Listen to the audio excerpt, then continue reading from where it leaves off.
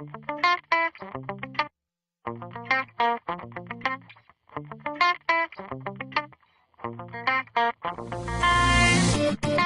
talk about preparing yourself for coaching. It's really all in the attitude, a positive attitude. When you work with someone, it's a great idea to get yourself in a positive frame of mind before you work with them. And that doesn't mean putting on a happy face and, being a person who is pretending to be excited about the coaching experience. Because let's face it, we can do that. We can walk into a coaching environment and pretend to be excited about being there, but that's not really going to last. It's not going to persist. What I'm talking about is you really being into what you're doing, really being into the whole concept of coaching. And if you're not excited about coaching and working with people and helping them improve and helping them strive for higher and higher goals in their lives, then you really shouldn't be involved in coaching at all. And I think about certain people in the past who I've come into contact with or heard about who went into certain professions just for the money. And I'm talking about people who are chiropractors and medical doctors, and they went into the profession not for the idea of helping other people and getting them better and making them more healthy and productive in the world and so forth, but they went into it for money. They heard that if you go to chiropractic school, you can make a lot of money. Or if you go to medical school, you can make a lot of money. Now, luckily, when it comes to these programs, some of them are fairly rigorous. Depending on the person and their disposition in the school, they can be extremely rigorous and extremely demanding, which is great because that weeds out people who really aren't into it.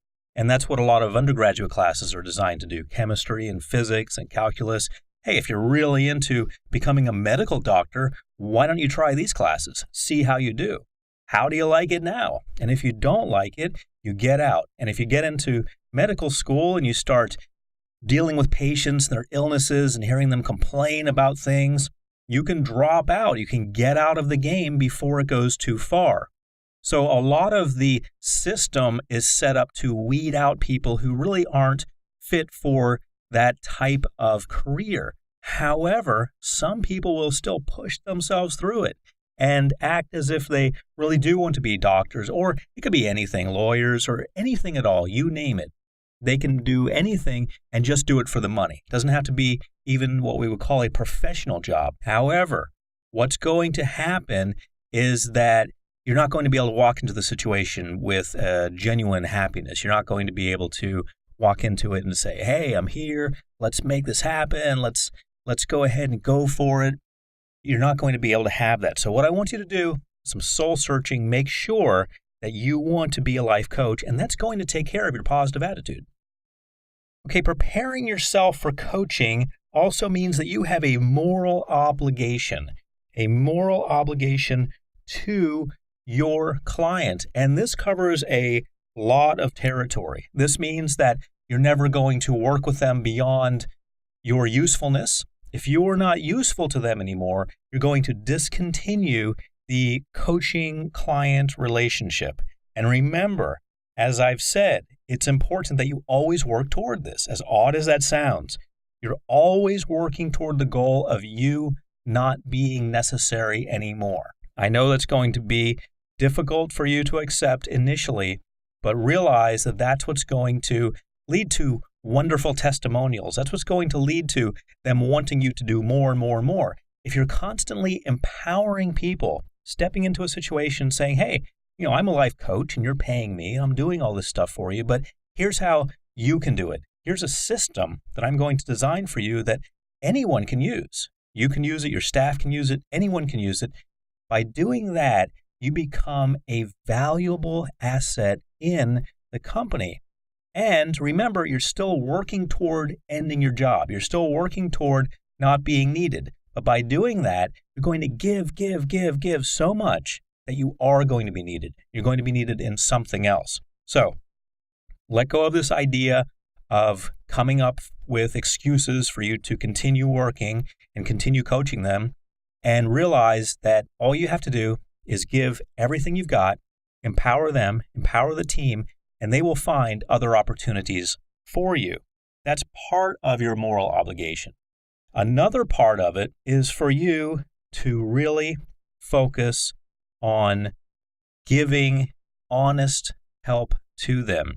Now, this means that if you are in an area which is unclear for you, let's say they suddenly ask you to handle the nutritional needs of their staff and make sure that everyone on the staff has their nutritional needs met. Well, you may not be a nutritionally oriented person. You may not know anything about nutrition, or maybe you know a little bit about it. If you're in over your head, always get someone else in on the team to handle things. But your moral obligation goes into many facets. My overall point here is be honest and always do what's best for the team. Let's talk about balancing and talking and listening. Balancing, talking, and listening, because when we balance talking and listening, we're balancing the give and take, the ebb and flow. We're balancing everything. So many times, people in any situation can get really caught up in just talking. I was talking with a real estate agent recently in Southern California. He was showing me around La Jolla. Beautiful area. Wonderful homes. Tony Robbins' home was for sale, by the way, for about $15 million. All kinds of wonderful, beautiful homes. And the real estate agent kept on talking. He would talk about the real estate. He would talk about his personal life. He would talk about what's going on in his future. And the few times that I attempted to interject something and say something about myself, he got the subject right back to himself. Well, how good do you think that is in terms of establishing rapport, especially with someone who's about to make a potentially very large purchase? How good do you think that is? How good of an idea do you think that is? Not very good. He was kind of my life coach in a limited sense in real estate. I'm working with him, riding around, depending on him to show me the area, to tell me what's going on. And it was a constant bombardment of information about him. When I attempted to share a little bit about me, it was blocked, it was deflected, and it was taken right back to talking about him. Well, you need to balance talking and listening. Let's look at the other end of the spectrum. Sometimes when I first started working in hypnotherapy, clients would come into my office and they would talk for an hour straight. An hour straight. I would have a 2-hour session with them, 1 hour of talking with them, getting to know them, and the second hour was devoted to hypnotherapy. So, for the first hour, when I first started out, many times clients would come in and just machine gun me with their information. This is what's going on, that's what's going on, because they hadn't talked to anyone, they hadn't opened up in a long time, and they were letting it all spill out. Well, when I first started, I didn't really know any better. I would just let them go on for an hour. Not everyone did this, but a lot of patients did. And rather than having an ebb and flow, a give and take, a talking and listening session, I was just listening. I was just taking it. Everything was coming at me, kind of like the real estate situation.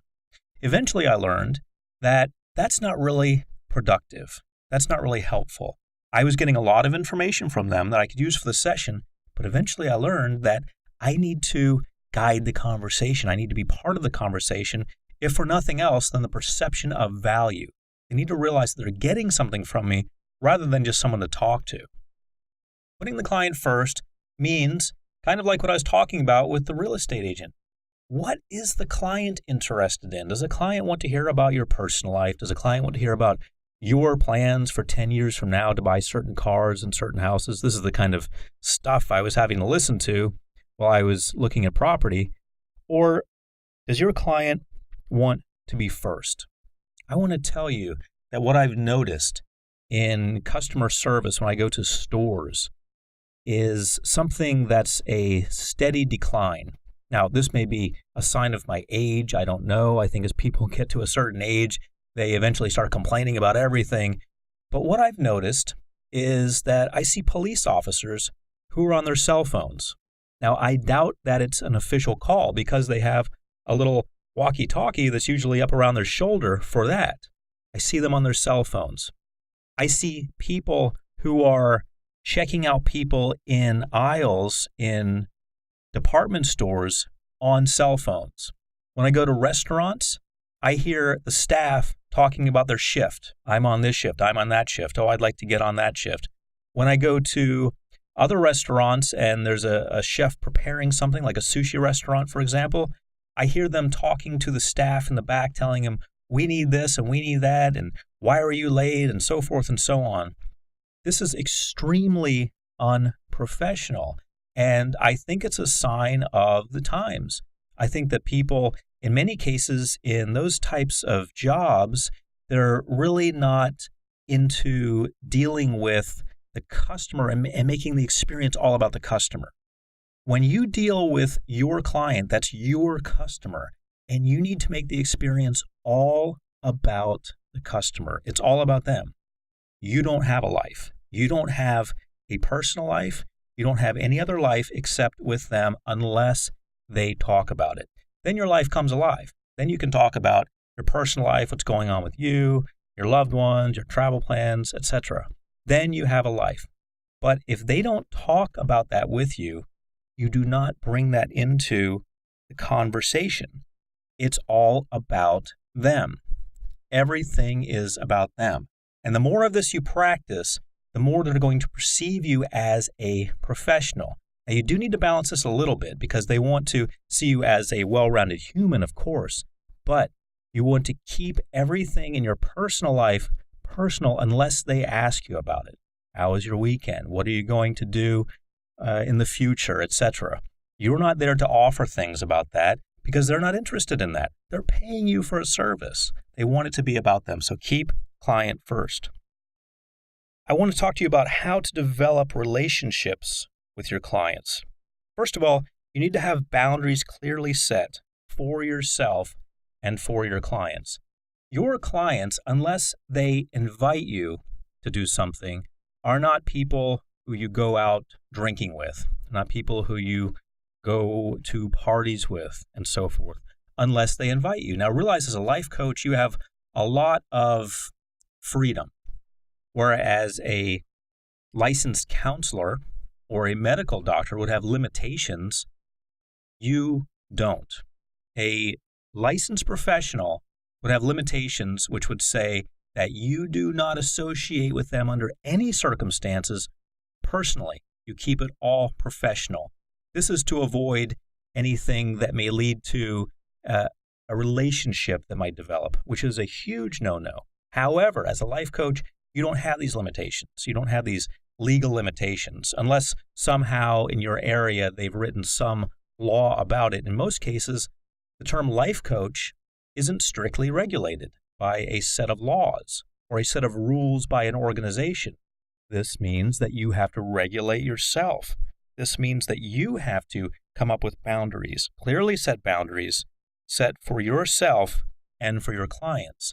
Now, if they invite you to go out with them and hang out with their friends and associates, I suggest that you do that.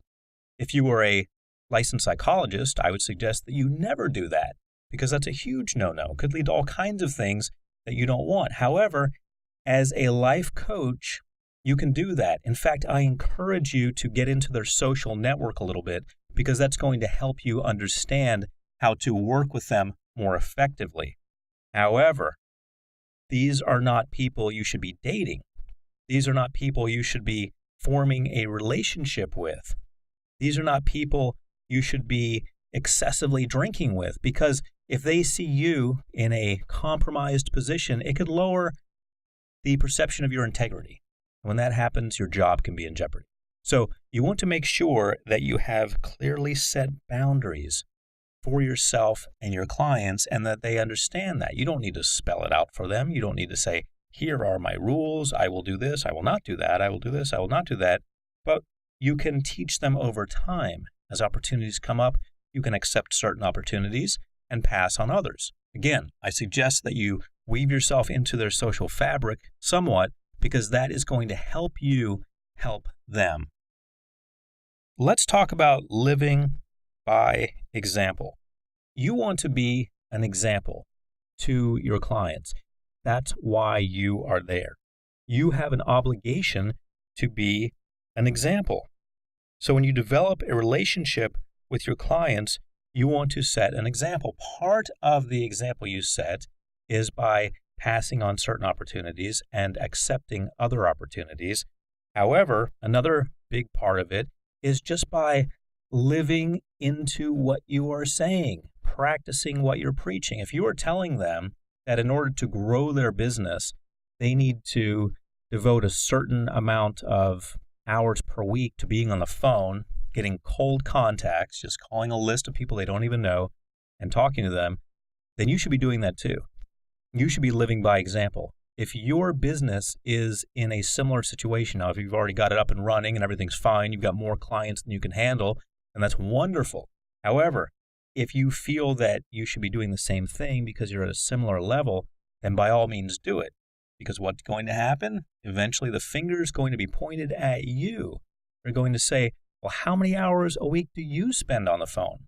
And if you say, well, I don't do that because I'm busy coaching you, they're going to say, well, is that some kind of an excuse? Because you've told me that excuses aren't acceptable, and it sounds like an excuse. Then they're going to start coaching you. So you see what I mean? Don't ever get into the position where you are that vulnerable, where you are under the microscope, where they're suddenly looking at you and saying, wait a minute, he or she doesn't do any of this stuff. They don't do any of this life coaching stuff that are preaching to me all the time. Why would I do it? How would they even know if it works or not when they don't even do it themselves? So the important thing here is to live by example. You are a living, breathing, walking, talking, money-making, successful example of what you are creating in them. So they should be able to look at you, and maybe you're not even as successful as them. That doesn't matter. But they should be able to look at you and see, wait a minute, this works. In their lives, this works. It's creating for them this coaching business that's ongoing and popular and wonderful. What they have, the knowledge they have, the technology they have, works. If I would only apply it in my life, in my business. That's what they should say to themselves internally when they look at your life. So live by example. Let's talk about making sure your clients know where you stand. Now, I've already talked about this a little bit in terms of social interaction. Make sure that they know where you stand, but make sure they know where you stand on a number of things. It's always important to get your biases out on the table. Are you a Republican? Are you a Democrat? Do you believe in what they're doing? Do you believe differently, but you're willing to help them because you believe in basic strategies and that's what you share in common? Let them know where you stand, because this is all part of honesty and developing rapport. If you are a Republican working with a Democrat, it really doesn't matter as long as you have a common ground, as long as you are someone who is able to come in there and help them with what they need help with.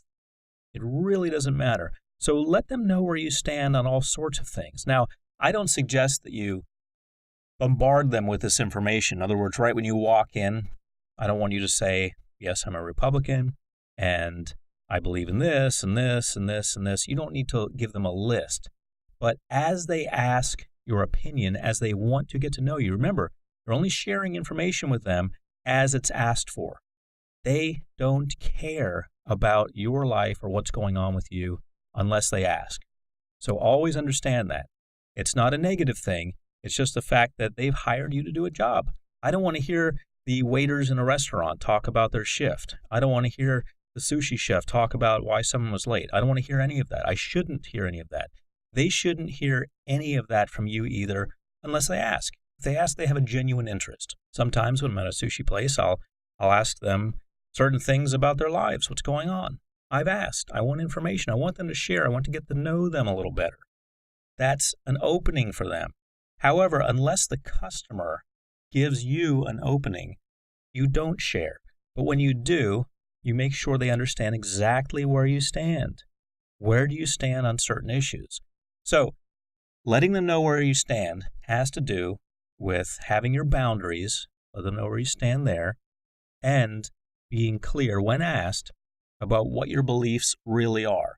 You may think that your beliefs are contrary to what that company is standing for, so you're not going to be effective. But you couldn't be further from the truth. As long as you can meet on a common business ground, you'll be fine. For example, you may be working with an animal rights company, and you may not really even care about animals. Doesn't matter. As long as you understand the fundamentals, which is that this is a company. They want to be more successful. They want to reach more people. As long as you understand that and you can work within that framework, your individual stand doesn't really matter. So make sure that you're open and honest.